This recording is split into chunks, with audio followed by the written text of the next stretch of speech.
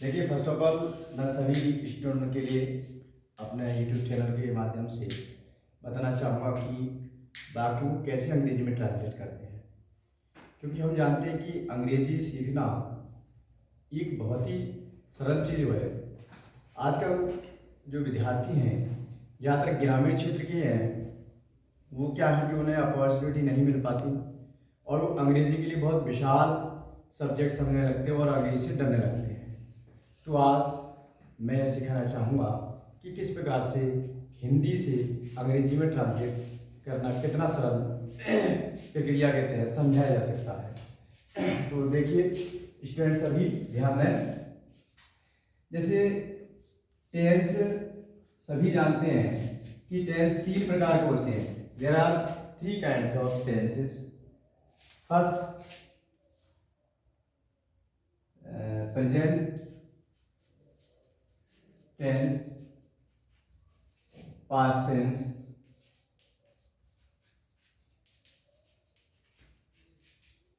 और third future tense.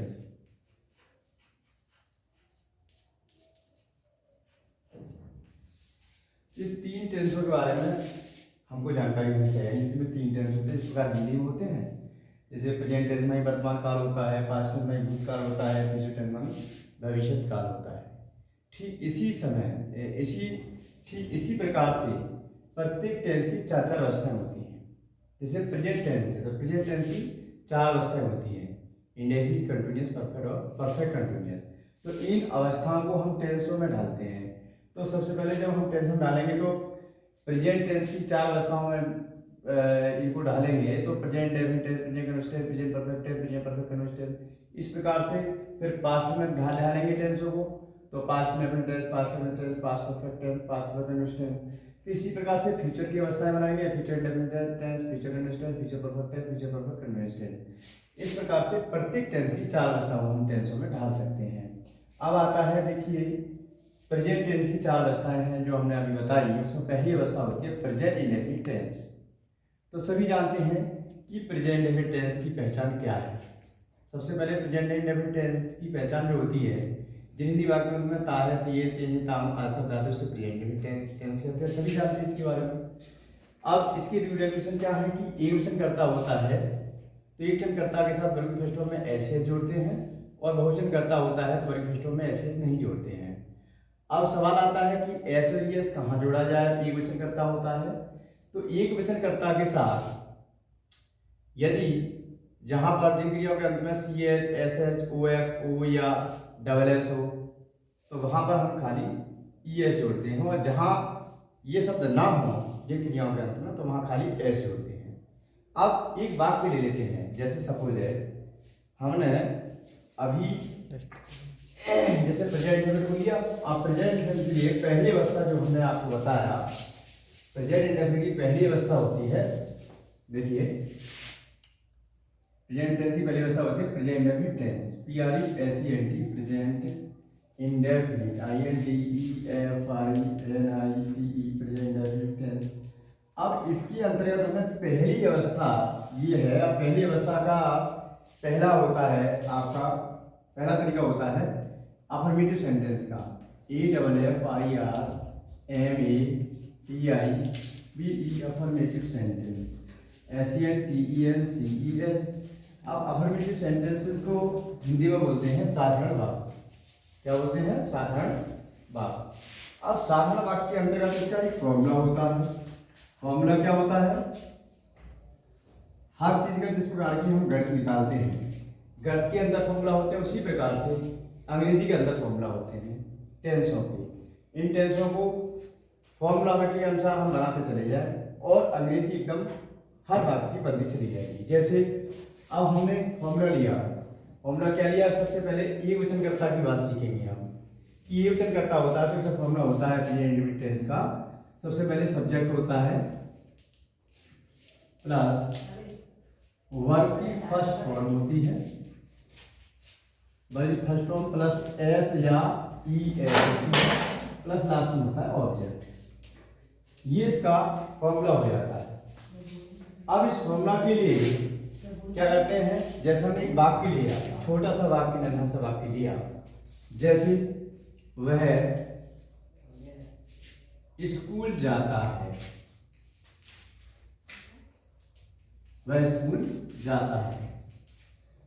तो देखिए अब इस वाक्य के लिए बनाने के लिए क्या करना है, जैसे हमने जो फॉर्मूला भी आपको लिखा, सब्जेक्ट वर्ब और ऑब्जेक्ट। यानी सब्जेक्ट माने कर्ता होता है और वर्ब माने क्रिया होती है और ऑब्जेक्ट माने कर्म होता है। तो कर्ता क्रिया कर्म इन चीजों को टेंस के अनुसार वाक्य में रख देते हैं और वाक्य बनता चला जाता है। हिंदी में ठीक इसी प्रकार से छाटा जाएगा। जैसे वह स्कूल जाता है, अब इसमें सब्जेक्ट ढूंढना है। सब्जेक्ट क्या है? वह, क्योंकि स्कूल जाने वाला कौन है? जिसके द्वारा जाया जाता है, जिसके द्वारा कोई काम किया जाता है, तो उसको हम सब्जेक्ट बोलते हैं, कर्ता बोलते हैं। अब जैसे फर्स्ट ऑफ ऑल वह स्कूल जाता है, तो जाने वाला वह हुआ, तो वह कर्ता हुआ। अब हमको ये देखना है कि कर्ता एक वचन है या बहुवचन है। अब हम कर्ता जाने वाला एक वचन हुआ। अब एक वचन का जब हम वाक्य बनाएंगे तो हमारा नियम है कि सबसे पहले प्रेजेंट टेंस का वाक्य, ये तो जानती है कि ता है, ती है, ते, मैंने पहले बता चुका हूँ कि ता है, ती है, ते है, ताऊं, इन वाक्य अंत में लास्ट में आता है ये पहचान। तो ये तो पहचान के माध्यम से पहचाने की वाक्य इस टेंस का है। अब बात रही, मैं पहुंच रहा हूँ फिर आपको वही पॉइंट पर लेके चल रहा हूँ जहां मैं बताना चाह रहा था कि अब वह स्कूल जाता है। अब इसको हम सब्जेक्ट वर्ब ऑब्जेक्ट कैसे छाटेंगे? तो वह क्या है, यहाँ पर सब्जेक्ट का काम करता है। फिर उसके बाद ता है, ती है, लास्ट में पहुंच जाओ, ये रिकॉग्निशन का काम करता है। अब जा का मतलब वर्ब हो गया। अब उसके बाद बीच में जो भी रह जाता है वो ऑब्जेक्ट का काम करता है। तो आपका समझिए, आप लोग समझ गए होंगे कि सबसे पहले सब्जेक्ट, फिर लास्ट में जाओ वाक्य की पहचान रिकॉग्निशन मिलता है, पहचान के जस्ट पास में ही वर्ब मिलती है, फिर उसके बाद बीच में जो भी रह जाता है वो वाक्य का ऑब्जेक्ट कहलाता है। ये एक तरीका ऐसा है कि इससे हर व्यक्ति, हर बच्चा समझ करके वो वाक्य को आसानी से बना सकता है। ये अंग्रेजी का एक बहुत ही सरलतम पैटर्न है। अब ये चीज हमने छांटी, अब इसको इसी फॉर्मूला में रख दो बस, और जब इसी फॉर्मूला रखेंगे तो वाक्य बन के आपका तैयार हो जाएगा। जैसे जब आप खाना बनाते हैं तो खाना बनाने के लिए सबसे पहले आटा छानेंगे, फिर उसको पानी डालेंगे, फिर मलेंगे, गूंथेंगे, है ना। गूंथने के बाद फिर रोटियां उसकी बेलेंगे, बेलने के बाद फिर दही में डालेंगे, फिर रोटी ये बन के तैयार हो जाएगी। ठीक इसी प्रकार से अब इनको आपको बस करना क्या है कि हिंदी बनाया आपके लिए, फिर सब्जेक्ट ऑब्जेक्ट, वर्ब ये छांट लिया आपने, वर्ब छांट लिया, सब्जेक्ट छांट लिया, ऑब्जेक्ट छांट लिया, उसके बाद फिर इस फॉर्मूला में रख देंगे, फिर आपका बात बन के तैयार हो जाएगा। देखिए किस प्रकार से कि सबसे पहले वाक्य में वाक्य के अनुसार चलेंगे। सबसे पहले वाक्य में क्या है? सब्जेक्ट है, तो सब्जेक्ट क्या लिया हमने? वह की अंग्रेजी क्या होती है? ही।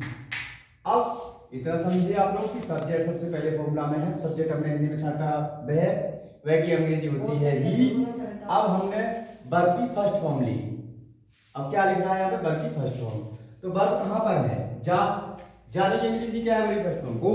हम जानते हैं कि हर वर्ब की 3 फॉर्म होती है, यानी कि फर्स्ट, सेकंड और थर्ड। तो इसी प्रकार से अब वर्ब की फर्स्ट फॉर्म है गो, तो गो, तो इसकी फर्स्ट फॉर्म लाइए तो क्या हो जाएगा? गो।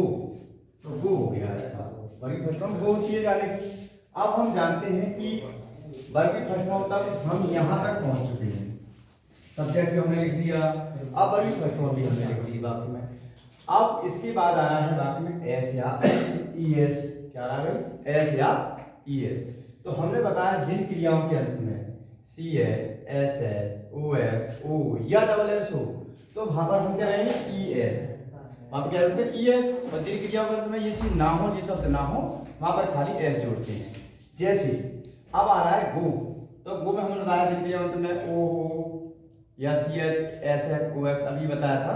तो देखिए लास्ट में ओ आ रहा है, तो यहाँ पे सीधी सीधी बात है कि यहाँ ई एस जुड़ेगा, एस से कोई मतलब नहीं है, तो हमने क्या जोड़ दिया? E S. तो क्या बन गया बाकी आपका? गोज। क्या बन गया? गोज। अब उसके बाद अब हम आ रहे हैं ऑब्जेक्ट की तरफ जा रहे हैं, क्योंकि यहाँ तक हमने एस एस से काम एक चीज ले ली करता है, अच्छा तो ये ले ली, यहाँ तक काम हमारा समाप्त हो गया। अब रहा हमारा क्या? ऑब्जेक्ट। अब ऑब्जेक्ट हमने छाटा स्कूल, तो आने जाने को जाहिर सी बात है, जब हम किसी चीज को जाएंगे आएंगे गति करेंगे, तो गति करने मूव करने के लिए टू लगाया जाता है। तो हम किसी जुड़ेंगे बात को? टू से, तो क्या हो जाएगा? To school. तो इस प्रकार से आपका वाक्य बन के देखिए तैयार हो जाता है। तो वाक्य हुआ ही गोज टू स्कूल। बस सिंपल सा वाक्य है। फिर एक सेंटेंस में अभी आपको एक उदाहरण के तौर पर फिर दूसरा सेंटेंस समझा देता हूँ। देखिए दूसरा सेंटेंस है वह खाना खाता है। ये एक सिंपल सेंटेंस है। अब इसके अनुसार वह खाना खाता है। अब इसमें क्या है कि देखिए इसमें भी हमें वही चीज छाड़नी है। सबसे पहले वह क्या है, सब्जेक्ट है। ता है रिकॉग्निशन है। ता क्या है, रिकॉग्निशन। अब जस्ट रिकॉग्निशन के पास में वर्ब मिलती है तो खा क्या है, वर्ब है। अब खाना क्या बना हमारा, ऑब्जेक्ट बना। अब इसको फिर इस फॉर्मूला में हम रखेंगे। जब इस फॉर्मूला में रखेंगे सबसे पहले सब्जेक्ट आ रहा है फॉर्मूला में। सब्जेक्ट क्या छाटा हमने, वह। खाने वाला कौन है, लड़का, वह है तो क्या आएगा, ही। तो ही लिख दिया हमने। आगे बढ़े बढ़ेगी फर्स्ट फॉर्म। तो वर्ब क्या है, खा। खाता की अंग्रेजी है ईट, तो हमने क्या जोड़ दिया, ईट। फिर आगे बढ़ते हैं तो आ रहा है एस है, यस।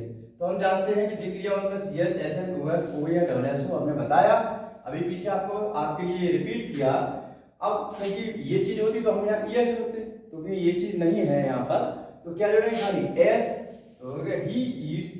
अब ऑब्जेक्ट आ रहा है, क्या खा रहे हैं हम, खाना। तो खाने की अंग्रेजी क्या है, फूड, बस। क्योंकि खाने पीने के आगे कभी दा नहीं आता, और दा आएगा तो वैसे स्पेशल चीजों के बारे में आएगा। जैसे ही ईट्स चपाती, तो ही ईट्स द चपाती। अगर दा हमने लगा दिया तो ये क्या है, कौन सी चपाती खा रहे हैं, डेली वाली चपाती जो डेली हम खा रहे हैं, और हमने लगा दिया ही ईट्स चपाती, और ये नहीं पता कौन सी चपाती खा रहे हैं। तो इस तरह से हर पॉइंट पर हम देखेंगे भिन्नता मिलेगी अंग्रेजी में। तो देखिए ये जो मैंने आज आपको समझाया है ये सिंपल तरीके से समझाया है, और मैं प्रयास करूँगा कि अगली जो वीडियो बनाऊंगा मैं आपके लिए बहुत अच्छी तरह से और सरलतम भाषा में बनाऊंगा। Thank you everybody.